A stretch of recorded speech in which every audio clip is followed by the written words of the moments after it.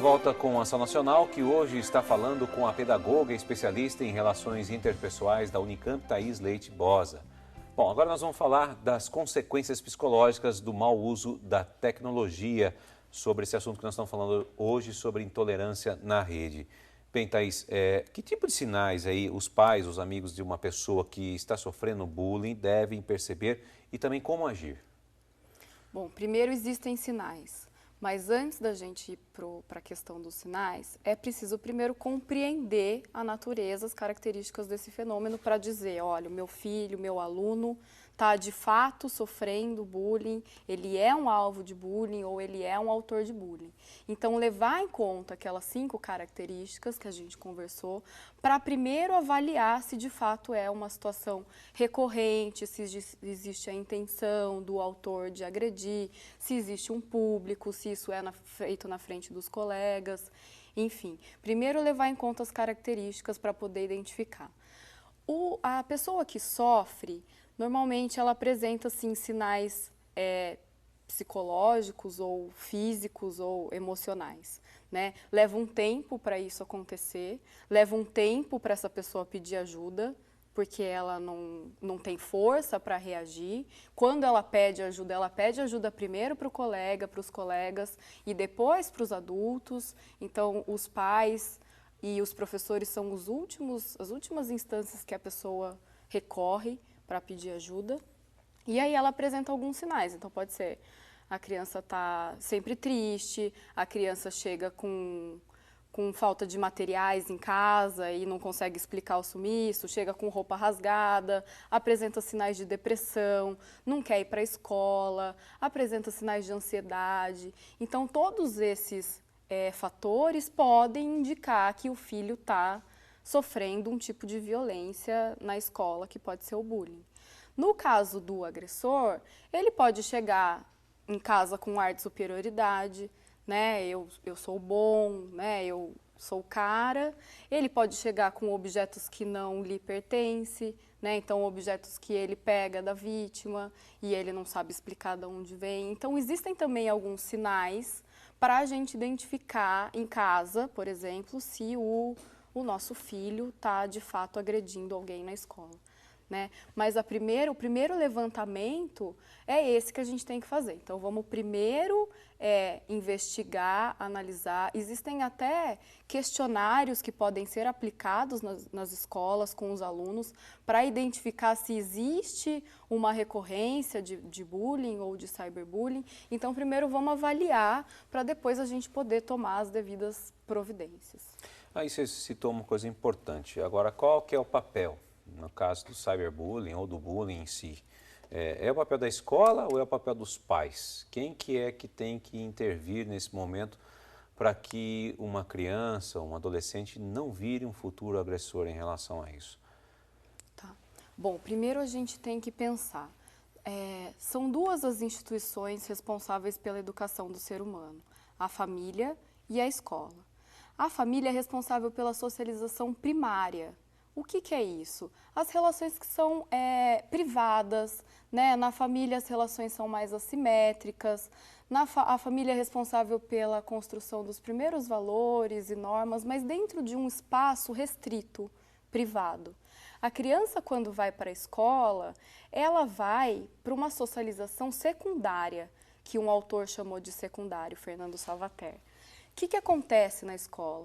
A criança tem a oportunidade de lidar com as diferenças, né? É lá que ela vai conviver com o diferente, é lá que ela vai experimentar a igualdade.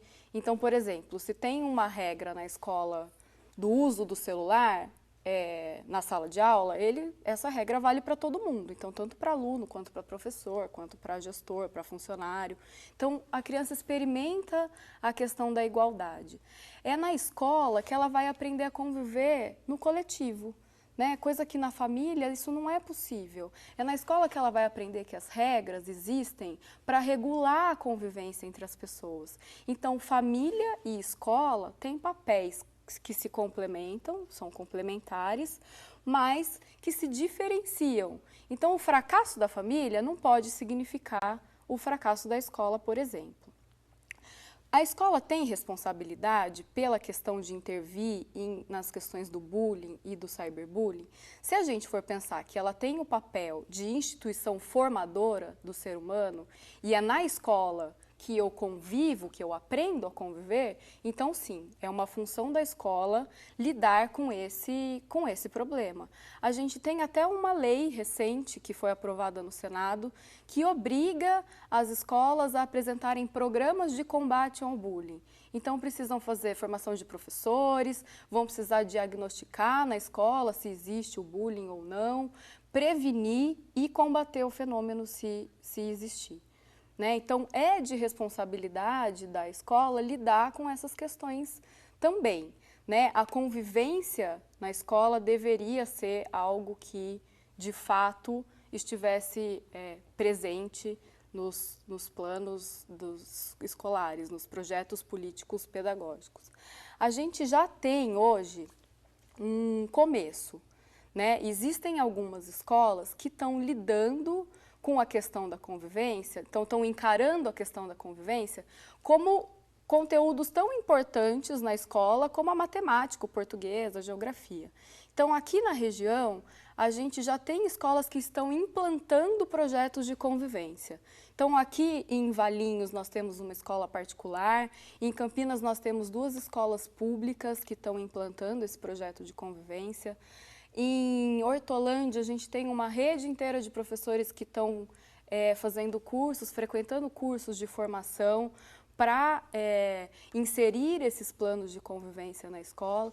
Então, é possível. Né? De fato, existe essa necessidade da escola lidar com esses fenômenos que ocorrem na escola, que repercutem na escola, mas também que é preciso discutir no coletivo, então por isso na escola. Uhum. Bom, todas essas cidades citadas aqui pela Thaís fazem parte da região metropolitana de Campinas, aqui no estado de São Paulo. Bom, qual é o momento certo então para inserir uma criança no universo digital? Porque eu acho que isso aí também é um ponto principal.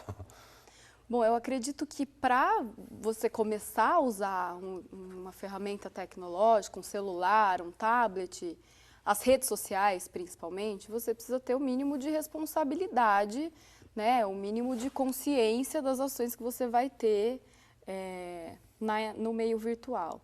Então, assim, eu acredito que não tem uma idade, mas crianças muito pequenas, por exemplo, elas não têm ainda noção de como conviver, de como lidar com essas questões que surgem nas redes sociais. Ela ainda não consegue, de fato, compreender esse universo como um adolescente ou uma pessoa adulta deveria, né, compreender. Então, para a criança pequena, é fundamental que, se ela tiver acesso a esses equipamentos, então que exista a supervisão de um adulto ou de uma pessoa mais velha que possa aí ajudar, ensinar estratégias de segurança, enfim, ficar mais atento. Com o adolescente isso já não é possível. O adolescente, muitas vezes, a supervisão parental ela não é possível, porque o adolescente burla, a mãe tira o celular em casa, mas ele consegue acessar por um celular de outra pessoa. Então, de fato, o que a gente precisa é formar essas pessoas, alfabetizar essas pessoas para o mundo digital. Essas pessoas a gente não nasceu, a gente não sabe ainda como é que a gente vai conviver nesse meio. Então, isso precisa ser discutido. Essas questões precisam ser discutidas tanto no âmbito privado da família, quanto no âmbito da escola. É lá que eu vou poder escutar do meu colega como é que ele se sentiu quando ele foi agredido virtualmente. É lá que a gente vai poder pensar nos problemas que surgem da internet, quais são as consequências do uso da internet de forma, né, a prejudicar o outro. Então, essas discussões, elas precisam acontecer para que a gente possa, de fato, ter uma sociedade, né, uma convivência mais justa, mais respeitosa também no meio virtual. E tem um limite, eu acho que para tudo, né? Os pais devem vir acompanhando muito bem seus filhos para ter aquela coisa de limite, né? Porque, como você estava dizendo, a educação também vem de casa, não é só um papel da escola, mas sim dos pais. Diante de tudo isso daí, nós estamos falando assim que não está virando um espetáculo midiático nessa coisa da violência, das imagens de violência, de erotismo, entre outras imagens que circulam pela internet e acabam se tornando de uma forma normal, né, no convívio desses adolescentes e crianças? Parece que as pessoas estão encarando isso como algo que é normal, né? A gente tem o fenômeno muito presente hoje por conta da sociedade que a gente está inserido, que é a sociedade pós-moderna, né? Então, que o bacana é se expor, né? O valor que a gente tem é o valor da fama, de ser famoso, de ser bonito, de ter uma boa forma. Então, assim, são esses valores que a gente tem convivido muito hoje por conta da própria característica da sociedade pós-moderna, né? Mas a gente não pode se perder aí nessa questão. A gente precisa, então, levar em conta os outros valores, né? Os valores morais, né? A questão do respeito, da tolerância, da justiça. Esses valores parece que quando eles entram num embate com esses valores que imperam na sociedade de hoje, né, parece que eles são mais fortes. A gente tem, inclusive, um estudo que vai identificar as causas, então. Por que uma pessoa agride a outra? Por que ela se torna autor de bullying, agressor? Né? Então, a primeira característica que existe é a falta da sensibilidade moral, que a gente já conversou. Uhum. A segunda é que esses sujeitos, eles têm uma hierarquia de valores invertidas. O que é isso? É uma hierarquia de valores invertida na personalidade. Então, os valores mais fortes para esses sujeitos são justamente esses que imperam na sociedade. Então, a força física, ser o cara, ser o famoso, o popular. Quando esses valores entram em conflito, concorrem com valores morais, como, por exemplo, a justiça, o respeito, a honestidade, esses valores são mais fortes para esses sujeitos. Então, a gente pode pensar, bom, então está faltando formar pessoas mais éticas, pessoas mais justas, pessoas mais honestas. Agora, veja, o que a escola faz quando, por exemplo, existe um conflito entre dois alunos em que faltou o respeito, a tolerância, por exemplo? A escola, o professor, manda os alunos para a diretoria e diz, vamos voltar para a aula. Né? Ou seja, a gente já perdeu muito tempo com isso. Eu não tenho tempo de discutir o conflito e a questão da tolerância, o que estava presente ali naquela situação. Então, qual é a imagem, qual é a ideia que a gente passa quando a gente faz isso? Que a intolerância, o respeito é menos importante do que o conteúdo da aula. Então, essa é a lacuna. Está faltando espaço na escola para discutir os problemas de convivência, para que os alunos possam pensar nos conflitos, nos problemas que eles têm e quais são as possíveis soluções para isso. Bom, esse é a Programação Nacional. Nós vamos para um rápido intervalo e voltamos já. Fique com a gente.